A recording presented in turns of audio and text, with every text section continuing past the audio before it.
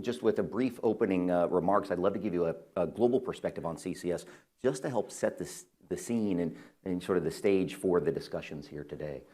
For those of you that do not know the Global CCS Institute, it's an international think tank, originally started over a decade ago by the Australian national government, that focuses on advocating the appropriate role of CCS in terms of climate change mitigation.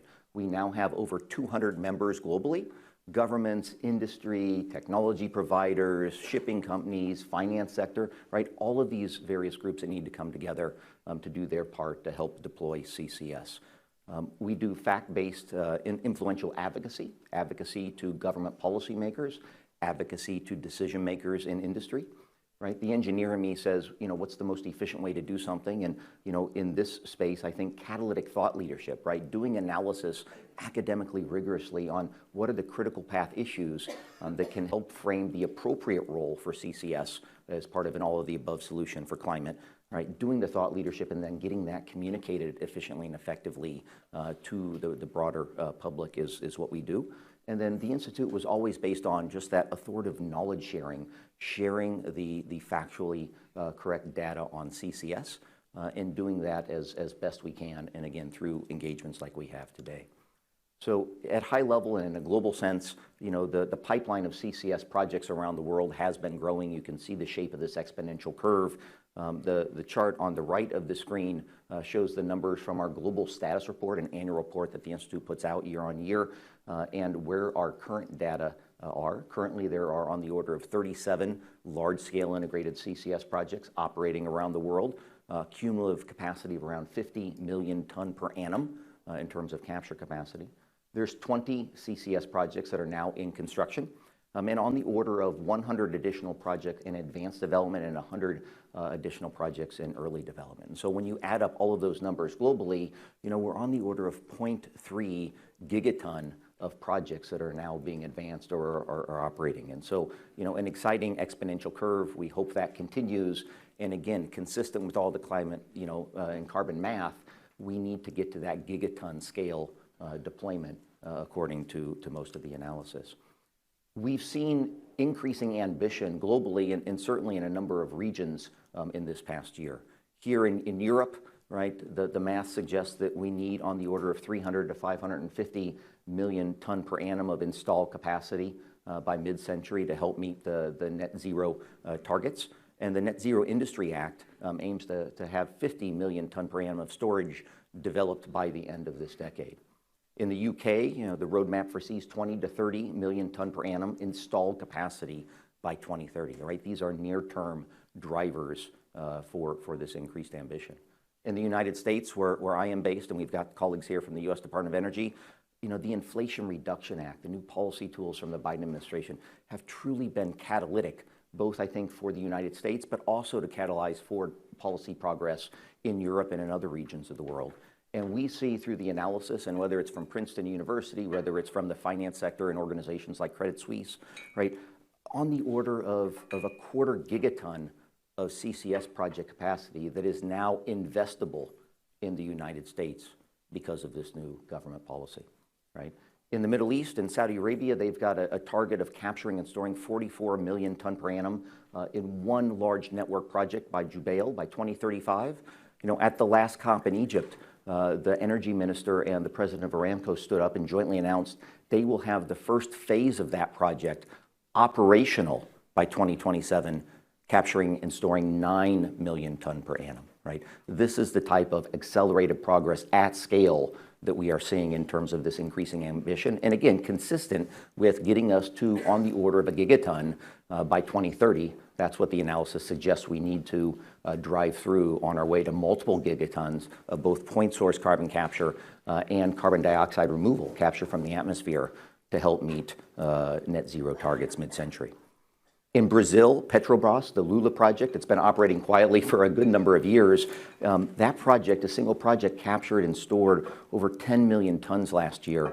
And Brazil aims to inject on the order of 40 million metric ton per annum over the next several years. And so, again, this is indicative of that increased ambition, consistent with the math that says we need to accelerate deployment of CCS. There's much global action, much anticipation going into the COP this year. The Carbon Management Challenge, this is being driven by the United States and a number of other governments, right? And perhaps we'll see more framing of this at the Clean Energy Ministerial meetings in Goa next month. But again, countries coming together, policymakers driving increased action, near-term action at scale to help accelerate CCS. The private sector initiative under the COP presidency, the Global Decarbonization Alliance, another mechanism, right, for industry leaders to come together to again, deliver accelerated deployment. When you look at all of the analysis that underpins much of this policy level multilateral discussion, my microphone here, the IEA in terms of the analysis that underpins much of that discussion. And the IEA recently came out with their Credible Pathways to 1.5 4 Pillars report, right? And this basically says these are the actions at high level that need to be accomplished yet this decade if we're on to stay on a path or trajectory to achieve 1.5 degrees, right? And so decarbonization of the stationary electric power sector and electrification of as many aspects of society as possible, right? Ending deforestation, yet this decade. Reducing other than CO2 greenhouse gas emissions. So that's primarily fugitive methane emission reduction. And then the fourth pillar was, accelerated deployment of both carbon capture and storage and carbon dioxide removal. So again, at high level, that is the framing, right? This is a requisite part of getting to net zero. This is a requisite part of getting to a pathway to 1.5 degrees. And so I think at high level, the next step in this conversation in a multilateral sense will occur in July at the Clean Energy Ministerial and then, further broader conversations at the COP. So again, scaling up through 2030, just very simplistically, on the order of a gigaton is required by 2030. That puts us on a trajectory to multiple gigatons mid-century, both point source carbon capture and storage and carbon dioxide removal, direct air capture, bioenergy with CCS. One of the benefits of CCS as a carbon mitigation technology is its breadth of application, right? The diversity of point sources that you can put carbon capture on. And you can see from this chart just, some of the modeling and analysis from IEA that suggests how that deployment picture must look. We need stronger policy to incentivize this deployment, and that's what many countries around the world, that's what the Institute is working to achieve. Just as one case study in terms of catalytic policy that can really accelerate deployment progress in the United States, it's really the combination of what Congress provided to the federal government. The bipartisan infrastructure law gave my former colleagues at the Department of Energy $12 billion US for investments in next generation carbon capture and storage, direct air capture, integrated technology kit, hubs and clusters, right? This can help catalyze and speed these first mover projects. That then in combination with the Inflation Reduction Act, right, a policy tool that helped incentivize all forms of emission reduction and low carbon, from electric vehicles to nuclear to CCS as well. And so that increased the tax credits, which are the mechanism preferred in the United States, policy context. A study from Princeton, as I alluded to earlier, shows that the combination of these policies have now unlocked and made investable on the order of 200 million metric ton per annum of CCS projects, which is just a Herculean advance from before these policies were in place in the United States. Currently, there's 14 commercial projects, and now we're seeing on the order of 90 or 100 facilities under development in the United States alone, on the order of 100 injection permits that are now, formally been placed in front of policymakers and regulators in government. And again, just this catalytic action that we're seeing in North America. At the Institute, we look broadly and globally across the entire landscape. Several of the things that we're tracking at high level, just to make you aware of this evolution where most of the projects that are operating now are dedicated using the CO2 for enhanced recovery. We see that shifting. Most of the projects under development and going forward, these will be dedicated geologic storage of CO2 for the sole purpose of climate change mitigation. We see that trend in all the data we're tracking, and we expect that trend to continue and grow throughout the world. Right? We also see a trend toward larger projects, both in scale as individual projects and CCS networks, hubs and clusters developing. We're tracking many facilities where you're looking to collect from multiple point sources of CO2 and use shared common infrastructure and shared, CO2 storage opportunities to both improve the economics on a per unit basis and also de-risk the commercialization of some of these applications. In addition to point source capture, we've seen great increase over the last year in carbon dioxide removal and the interest and activity thereof, right? CDR continues to gain momentum. It's viewed as an absolutely critical component to achieve net zero, right? This is the net negative component of essentially pulling CO2 out of the atmosphere to attend to historic emissions or other emissions from sectors that we cannot avoid, and we're going to need to find a way to offset. Engineered carbon dioxide removal, such as direct air capture, right? In parallel to all of the bio-based carbon dioxide removal processes, we need as much as possible of all of that in parallel to help meet our goals. When I talk to people in the financial sector, one of the things that they tremendously value of the engineered solutions, the carbon dioxide removal, the direct air capture, is that when you take CO2 from the atmosphere and you durably store that, geologically at scale, and you have regulations that require permanence and measuring and monitoring and verification, right? The financial sector and investors put a premium on the durability of that storage. And we see that trend continuing as well. In terms of, finance and investment, one of the strategic initiatives under the Institute since I've joined in the last year and a half has been really on behalf of the broader CCS community to engage the financial sector and have that conversation of that CCS is a requisite part of climate change mitigation. It needs to be a part of sustainable investment portfolios, low carbon investment portfolios. Colleagues and friends from the Clean Energy Ministerial CCS initiative have been doing this for a number of years. We're partnering and working with them to continue and expand this type of conversation. At high level, when you look at the investment required for CCS, it's on the order of $1 trillion US over the next 30 years. And that may seem like a very large and daunting number, but that is, very viable if you have government policy that drives this investment, if you have, decision makers in industry step up, if you have, investors from the financial community saying this is part of that sustainable investment portfolio, right?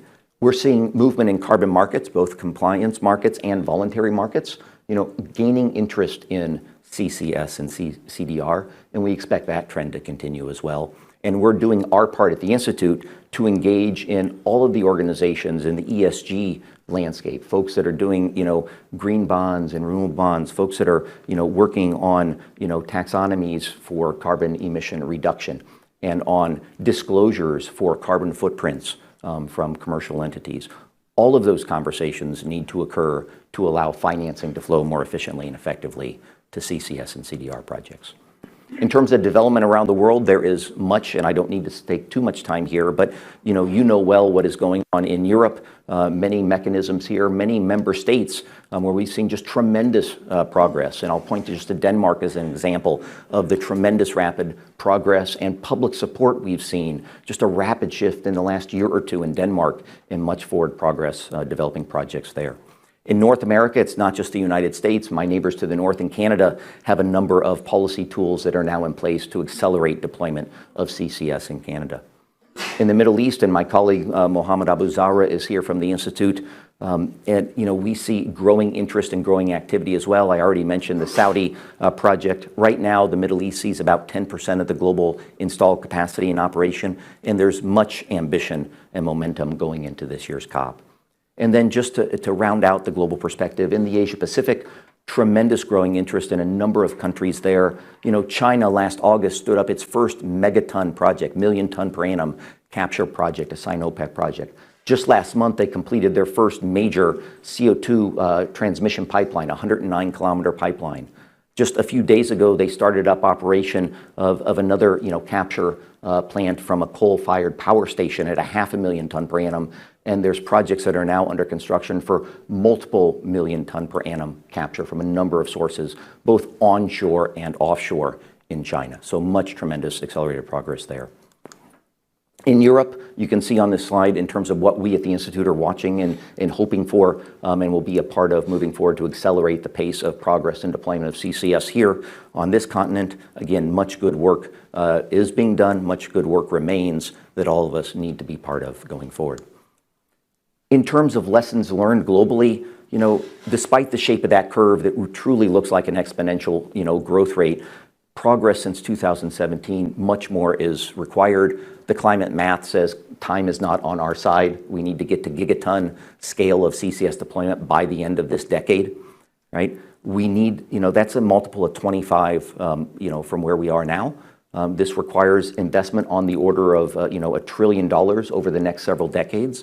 And again, challenging but doable if we all work together, right? Government policymakers, industry leaders, the finance sector, NGOs, folks that are engaged the community to gain and grow that community acceptance, right? All of us need to be a part of this deployment path.